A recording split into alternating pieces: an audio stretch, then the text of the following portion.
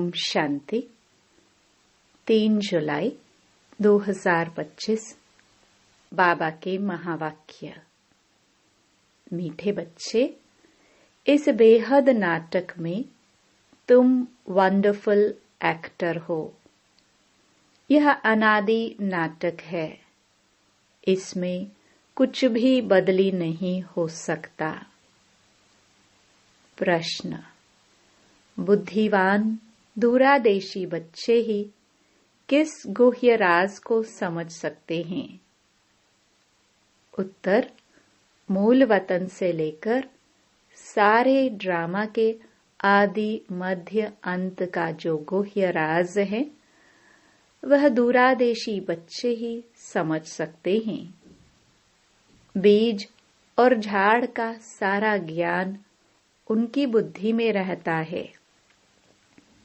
वह जानते हैं इस बेहद के नाटक में आत्मा रूपी एक्टर जो यह चोला पहनकर पार्ट बजा रही है, इसे सतयुग से लेकर कलयुग तक पार्ट बजाना है।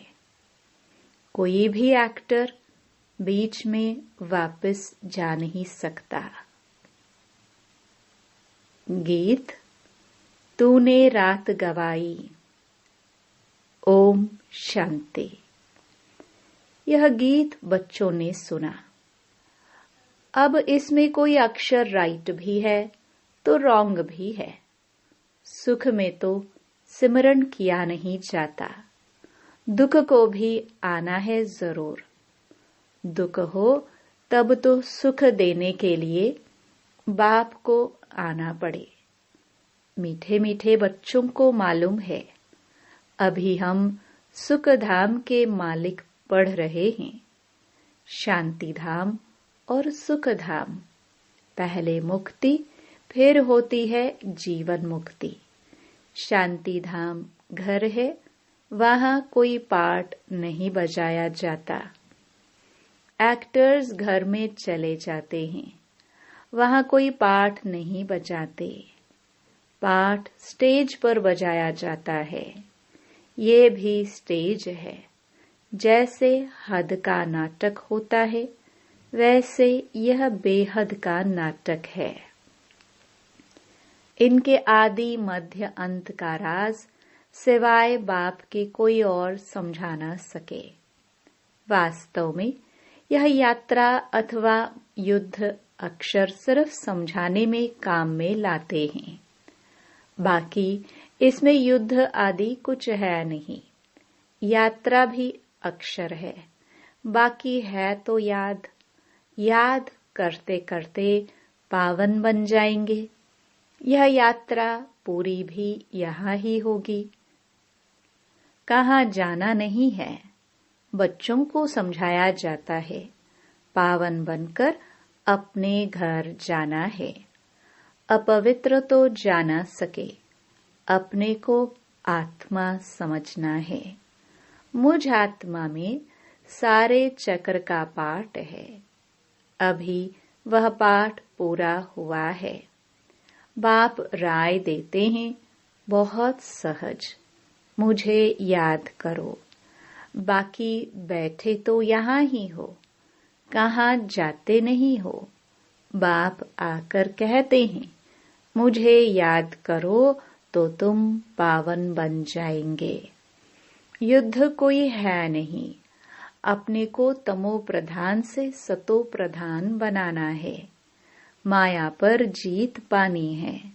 बच्चे जानते हैं 84 का चक्र पूरा होना है। भारत सतो प्रधान था, उसमें जरूर मनुष्य ही होंगे। जमीन थोड़ी ही बदलेगी। अभी तुम जानते हो, हम सतो प्रधान थे, फिर तमो प्रधान बने, अब फिर सतो प्रधान बनना है। मनुष्य पुकारते भी हैं कि आकर हमको पतित से पावन बनाओ, परंतु वह कौन है, कैसे आते हैं, कुछ नहीं जानते। अभी बाबा ने तुम्हें समझदार बनाया है। कितना ऊंच मर्तबा तुम पाते हो। वहाँ के गरीब भी बहुत ऊंच है यहाँ के साहूकारों से। भल कितने भी बड़े बड़े राजाए थे, धन बहुत था, परंतु है तो विकारी न। इनसे वहाँ की साधारण प्रजा भी वो बहुत ऊंच बनती है। बाबा फर्क बतलाते हैं। रावण का परछाया आने से पतित बन जाते हैं। निर्विकारी देवताओं के आगे अपने को पतित कह माथा जाकर टेकते हैं। बाप यहाँ आते हैं तो फट से ऊंच चढ़ा देते हैं। सेकंड की बात है। अभी बाप ने तीसरा नेत्र दिया है ज्ञान का। तुम बच्चे दूरादेशी बन जाते हो। ऊपर मूल वतन से लेकर सारे ड्रामा का चक्र तुम्हारी बुद्धि में याद है। जैसे हद का ड्रामा देखकर फिर आए सुनाते हैं ना, क्या क्या देखा बुद्धि में भरा हुआ है जो वर्णन करते हैं। आत्मा में भरकर आते हैं, फिर आकर डिलीवरी करते हैं। यह फिर हैं बेहद की बातें। तुम बच्चों की बुद्धि में इस बेहद ड्रामा के आदि मध्य अंत का राज रहना चाहिए जो रिपीट होता रहता है। उस हद के नाटक में तो एक एक्टर निकल जाता है तो फिर बदले में दूसरा आ सकता है। कोई बीमार हुआ तो उनके बदले फिर दूसरा ऐड कर देंगे। यह तो चैतन्य ड्रामा है। इसमें जरा भी अदली बदली नहीं हो सकती। तुम बच्चे जानते हो हम आत्मा है। यह शरीर रूपी चोला है जो पहनकर हम बहुरूपी पाठ बजाते हैं। नाम रूप देश फीचर्स बदलते जाते हैं। एक्टर्स को अपनी एक्ट का तो मालूम होता है ना। बाप बच्चों को यह चक्र का राज तो समझाते रहते हैं। सतयुग से लेकर कलयुग तक आते हैं, फिर जाते हैं, फिर नए सिर आकर पाठ बजाते हैं। इनकी डिटेल समझाने में टाइम लगता है। बीज में भल नॉलेज है, फिर भी समझाने में टाइम तो लगता है ना। तुम्हारी बुद्धि में सारा बीज और झाड़ का राज है। सो भी जो अच्छे बुद्धिवान हैं वही समझते हैं कि इसका बीज ऊपर में है। इनकी उत्पत्ति, पालना और संहार कैसे होता है, इसलिए त्रिमूर्ति भी दिखाया है। यह समझानी जो बाप देते हैं और कोई भी मनुष्य दे ना सके। जब यहाँ आए तब पता पड़े, इसलिए तुम सबको कहते हो यहाँ आकर समझो। कोई कोई बहुत कट्टर होते हैं तो कहते हैं हमको कुछ सुनना नहीं है। कोई तो फिर सुनते भी है। कोई लिटरेचर लेते हैं, कोई नहीं लेते हैं। तुम्हारी बुद्धि अभी कितनी विशाल दूरादेशी हो गई है। तीनों लोकों को तुम जानते हो। मूल वतन जिसको निराकारी दुनिया कहा जाता है। बाकी सूक्ष्म वतन का कुछ भी है नहीं। कनेक्शन सारा है मूल वतन और स्थूल वतन से। बाकी सूक्ष्म वतन तो थोड़ा टाइम के लिए है। बाकी आत्माएं सब ऊपर से यहाँ आती हैं पाठ बचाने। यह झाड़ सब धर्मों का नंबरवार है। यह है मनुष्यों का झाड़ और बिल्कुल एक्यूरेट है। कुछ भी आगे पीछे हो ना सके। ना आत्माएं और कोई जगह बैठ सकती हैं। आत्माएं ब्रह्म महातत्व में खड़ी होती हैं।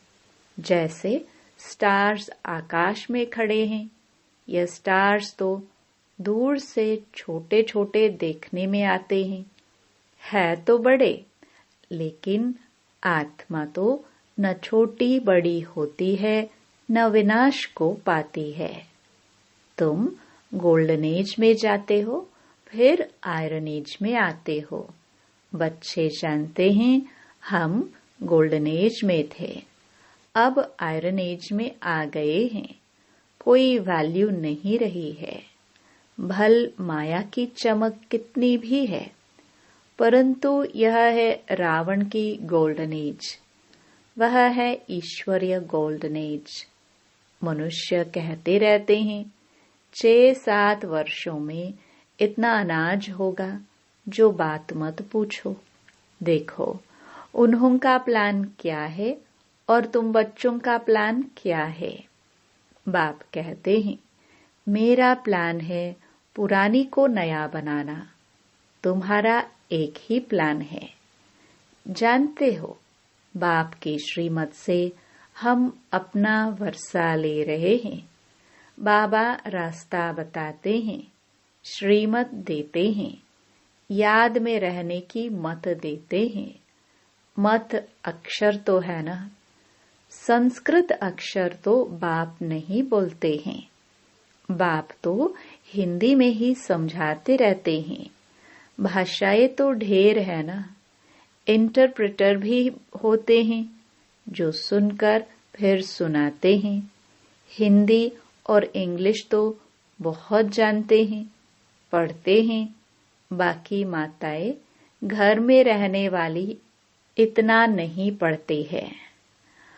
आजकल विलायत में अंग्रेजी सीखते हैं, तो फिर यहाँ आने से भी इंग्लिश बोलते रहते हैं।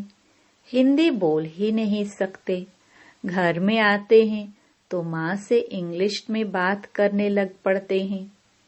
वह बेचारी मूंझ पड़ती है, हम क्या जाने इंग्लिश से। फिर उनको टूटी फूटी हिंदी सीखनी पड़े।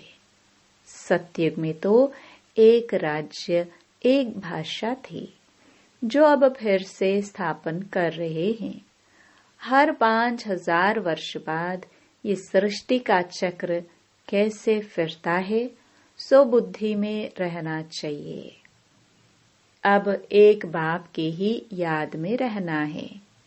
यहाँ तुमको फुर्सत अच्छी रहती है। सवेरे में स्नान आदि कर बाहर घूमने फिरने में बड़ा मजा आता है। अंदर में यही याद रहे हम सब एक्टर्स है। यह भी अभी स्मृति आई है। बाबा ने हमको 84 के चक्र का राज बताया है।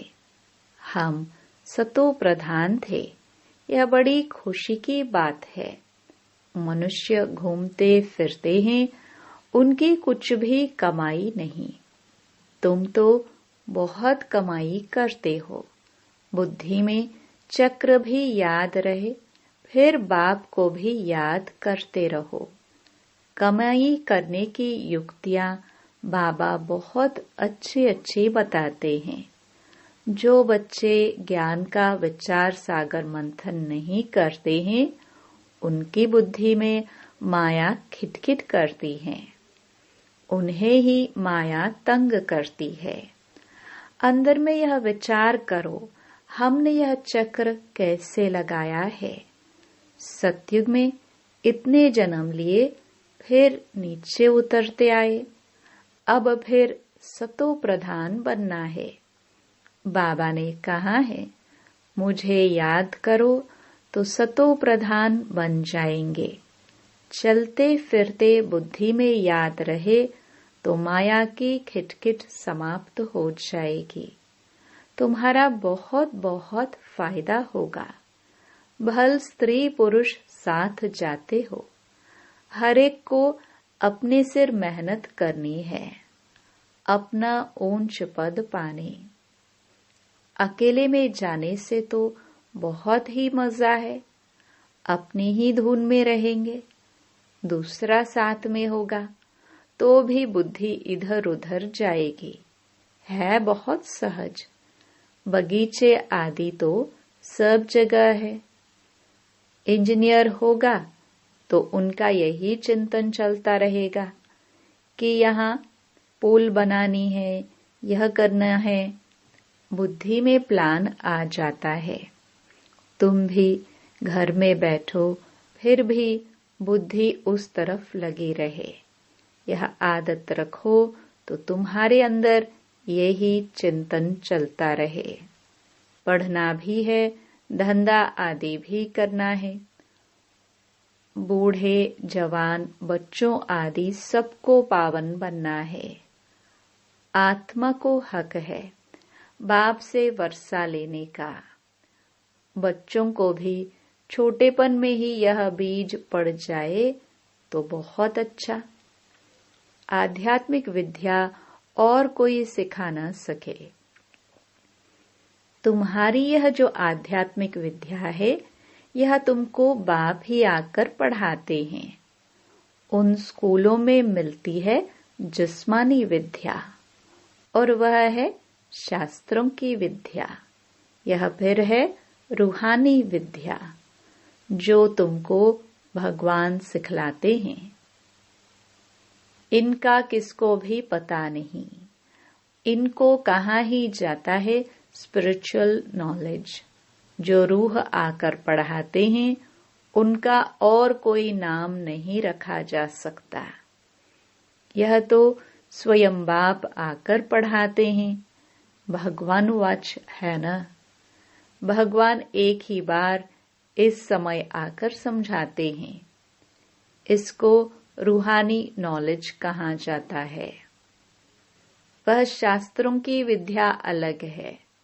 तुमको पता है कि नॉलेज एक है जिस्मानी कॉलेज आदि की, दूसरी है आध्यात्मिक शास्त्रों की विद्या, तीसरी है यह रूहानी नॉलेज। भल कितने भी बड़े बड़े डॉक्टर ऑफ फिलॉसफी हैं, परंतु उन्हों के पास भी शास्त्रों की बातें हैं। तुम्हारी यह नॉलेज बिल्कुल अलग है। यह स्पिरिचुअल नॉलेज जो स्पिरिचुअल फादर सभी आत्माओं का बाप है, वही पढ़ाते हैं। उनकी महिमा है शांति, सुख का सागर। कृष्ण की महिमा बिल्कुल अलग है। गुण अवगुण मनुष्य देते हैं, जो बोलते रहते हैं। बाप की महिमा भी यथार्थ रीति तुम जानते हो। वह तो सिर्फ तोते मुआफिक गाते हैं, अर्थ कुछ नहीं जानते। तो बच्चों को बाबा राय देते हैं, अपनी उन्नति कैसे करो। पुरुषार्थ करते रहेंगे तो फिर पक्का होता जाएगा। फिर ऑफिस में काम करने समय भी यह स्मृति आएगी। ईश्वर की स्मृति रहेगी। माया की स्मृति तो आधा कल्प चली है। अभी बाप यथार्थ रीति बैठ समझाते हैं। अपने को देखो, हम क्या थे, अब क्या बन गए हैं। फिर हमको बाबा ऐसा देवता बनाते हैं। यह भी तुम बच्चे ही नंबरवार पुरुषार्थ अनुसार जानते हो। पहले पहले भारत ही था। भारत में ही बाप भी आते हैं पाठ बजाने। तुम भी आदि सनातन देवी देवता धर्म के हो न। तुमको पवित्र बनना है, नहीं तो पिछाड़ी में आएंगे, फिर क्या सुख पाएंगे। भक्ति जास्ती नहीं की होगी तो आएंगे नहीं। समझ जाएंगे यह इतना उठाने वाला नहीं है। समझ तो सकते हैं ना। बहुत मेहनत करते हैं, फिर भी कोई विरले निकलते हैं, लेकिन थकना नहीं है। मेहनत तो करनी है। मेहनत बिगर कुछ मिलता थोड़ी है। प्रजा तो बनती रहती है। बाबा बच्चों को उन्नति के लिए युक्ति बताते हैं। बच्चे, अपनी उन्नति करनी है तो सवेरे सवेरे स्नान आदि कर एकांत में जाकर चक्कर लगाओ व बैठ जाओ। तंदुरुस्ती के लिए पैदल करना भी अच्छा है। बाबा भी याद पड़ेगा और ड्रामा का राज भी बुद्धि में रहेगा। कितनी कमाई है। यह है सच्ची कमाई। वह कमाई पूरी हुई, फिर इस कमाई का चिंतन करो। डिफिकल्ट कुछ भी नहीं है। बाबा का देखा हुआ है, सारी जीवन कहानी लिखते हैं। आज इतने बजे उठा, फिर ये किया, समझते हैं। पिछाड़ी वाले पढ़कर सीखेंगे। बड़े बड़े मनुष्यों की बायोग्राफी पढ़ते हैं ना, बच्चों के लिए लिखते हैं। फिर बच्चे भी घर में ऐसे अच्छे स्वभाव के होते हैं। अभी तुम बच्चों को पुरुषार्थ कर सतो प्रधान बनना है। सतो प्रधान दुनिया का फिर से राज्य लेना है। तुम जानते हो, कल्प कल्प हम राज्य लेते हैं और फिर गवाते हैं। तुम्हारी बुद्धि में यह सब है। यह है नई दुनिया, नए धर्म के लिए नई नॉलेज। इसलिए मीठे मीठे बच्चों को फिर भी समझाते हैं, जल्दी जल्दी पुरुषार्थ करो। शरीर पर भरोसा थोड़े है। आजकल मौत बहुत इजी हो गया है। वहां अमर लोक में ऐसी मृत्यु कब होती नहीं। यहाँ तो बैठे बैठे कैसे मर जाते हैं। इसलिए अपना पुरुषार्थ करते रहो, जमा करते रहो। अच्छा, मीठे मीठे सिखिलदे बच्चों प्रति माता पिता बाप दादा का याद प्यार और गुड मॉर्निंग। रूहानी बाप की रूहानी बच्चों को नमस्ते। धारणा के लिए मुख्य सार। पहला, बुद्धि को ज्ञान चिंतन में बिजी रखने की आदत डालनी है। जब भी समय मिले एकांत में जाकर विचार सागर मंथन करना है। बाप को याद कर सच्ची कमाई जमा करनी है। दूसरा, दूरादेशी बनकर इस बेहद के नाटक को यथार्थ रीति समझना है। सभी पाठधारियों के पाठ को साक्षी होकर देखना है। वरदान। मधुरता के वरदान द्वारा सदा आगे बढ़ने वाले श्रेष्ठ आत्मा भव। मधुरता ऐसी विशेष धारणा है जो कड़वी धरनी को भी मधुर बना देती है। किसी को भी 2 गढ़ी मीठी दृष्टि दे दो, मीठे बोल बोल दो, तो किसी भी आत्मा को सदा के लिए भरपूर कर देंगे। 2 घड़ी की मीठी दृष्टि व बोल उस आत्मा की सृष्टि बदल देंगे। आपके 2 मधुर बोल भी सदा के लिए उन्हें बदलने के निमित्त बन जाएंगे। इसलिए मधुरता का वरदान सदा साथ रखना, सदा मीठा रहना और सर्व को मीठा बनाना। स्लोगन। हर परिस्थिति में राजी रहो तो राजयुक्त बन जाएंगे। अव्यक्त इशारे। संकल्पों की शक्ति जमा कर श्रेष्ठ सेवा के निमित्त बनो। जब और सब संकल्प शांत हो जाते हैं, बस एक बाप और आप, इस मिलन की अनुभूति का संकल्प रहता है, तब संकल्प शक्ति जमा होती है और योग पावरफुल हो जाता है। इसके लिए समाने व समेटने की शक्ति धारण करो।